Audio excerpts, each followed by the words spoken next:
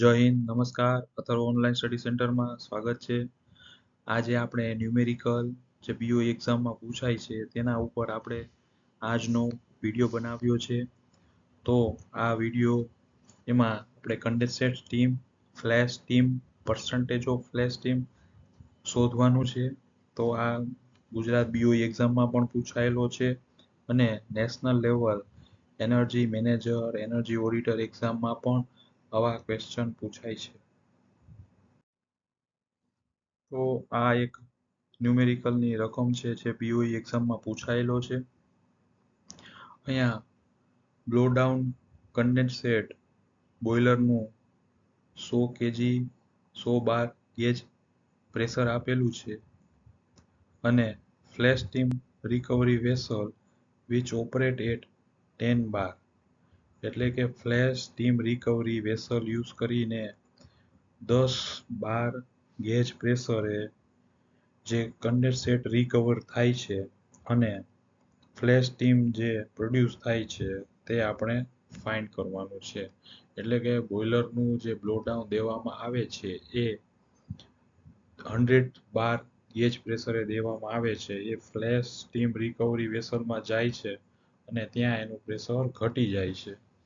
અને જે આ બ્લો ડાઉન રેટ આપેલો છે જે ન્યુમેરિકલમાં તે 4 ટન પર અવર છે, બરોબર. તો હવે આપણે શું ફાઇન્ડ કરવાનું છે? Percentage of flash steam, quantity of flash steam produce અને ક્વોન્ટિટી ઓફ કન્ડેન્સેટ જનરેટેડ, આ ફાઇન્ડ કરવાનું છે આપણે. હવે આપણે સ્ટીમ ટેબલ ઉપરથી આપણે જે પ્રેશર આપેલું છે 100 બાર ગેજ પ્રેશર, આ પ્રેશર ઉપર આપણે સ્ટીમ ટેબલમાં એન્થાલ્પી મળી જશે. લિક્વિડ એન્થાલ્પી 1411 છે, બરોબર. યુનિટ ખાસ યાદ રાખજો, કિલો જૂલ પર કેજી. હવે 10 બાર પ્રેશર જે કન્વર્ટ થાય છે એનાથી ફ્લેશ સ્ટીમ રિકવરી વેસલથી જે એન્થાલ્પી આવે છે 10 બારે તે 781.6 કિલો જૂલ પર કેજી. એટલે સ્ટીમ ટેબલ ઉપરથી આપણે અલગ અલગ પ્રેશર ઉપર લિક્વિડ એન્થાલ્પી મળી જાય છે.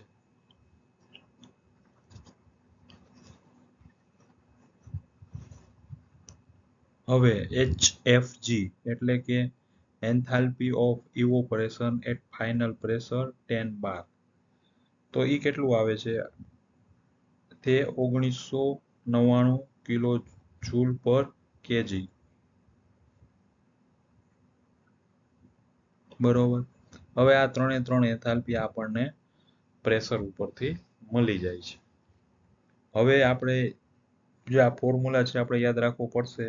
Percentage of flash steam generated એટલે કે હાયર પ્રેશરે એન્થાલ્પી HF1 એટલે કે હાયર પ્રેશરે એટલે કે 100 બાર ગેજ ત્યારે એન્થાલ્પી આપણે સ્ટીમ ટેબલમાંથી ફાઇન્ડ કરી, minus low pressure enthalpy HF2 નામ આપ્યું છે ઇન્ટુ 100 ડિવાઇડ બાય HFG એટલે કે લો પ્રેશરે એન્થાલ્પી ઓફ ઇવોપરેશન એ આપણે 1999 કિલો જૂલ પર કેજી લીધું છે.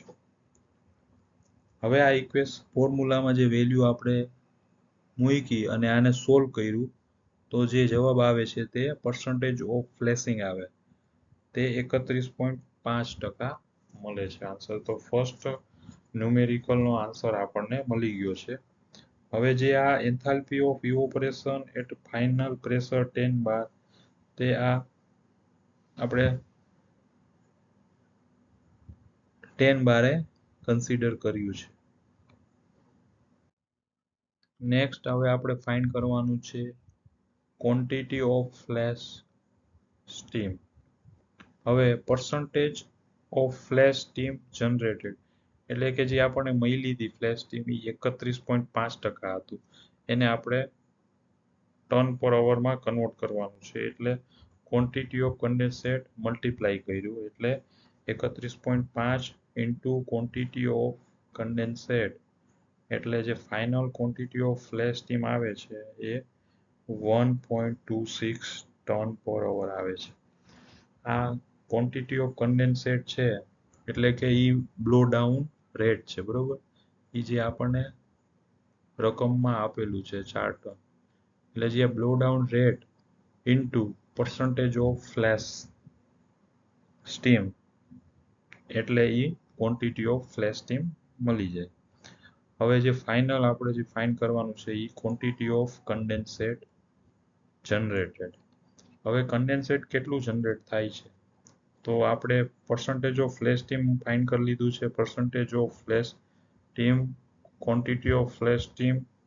હવે ક્વોન્ટિટી ઓફ કન્ડેન્સેટ જનરેટેડ, એટલે કે ક્વોન્ટિટી ઓફ કન્ડેન્સેટ જે બ્લો ડાઉન છે, blow down minus quantity of flash steam, એટલે કે જે હાયર પ્રેશરથી આપણે જે બ્લો ડાઉન માર્યું છે કેમાં, ફ્લેશ સ્ટીમ રિકવરી વેસલમાં, એટલે કે 100 બારથી 10 બાર, ત્યારે જે બ્લો ડાઉન રેટ આપ્યો છે એને માઇનસ જે આપણે ક્વોન્ટિટી ઓફ ફ્લેશ સ્ટીમ મળી છે એ માઇનસ કરવાથી 4 ટન પર અવરમાંથી 1.26 ટન પર અવર બાદ કરો એટલે 2.73 TPH મળે. એટલે કે આપણો આ ફાઇનલ આન્સર છે કે કન્ડેન્સેટ કેટલું જનરેટ થયું, તો એ 2.73 ટન પર અવર, અને ફ્લેશ સ્ટીમ કેટલી જનરેટ થઈ, 1.26 ટન પર અવર. એટલે કે જે 4 ટન બ્લો ડાઉન માર્યું એમાંથી તો 1.26 ફ્લેશ સ્ટીમ તો વહી ગઈ, વેન્ટ થઈ ગયું, અને જે રિમેનિંગ 4 ટનમાંથી આપણને 2.73 રિકવર થયું, એને આપણે રીયુઝ કરી શકશું, અને બાકીના છે એ લોસ થયું.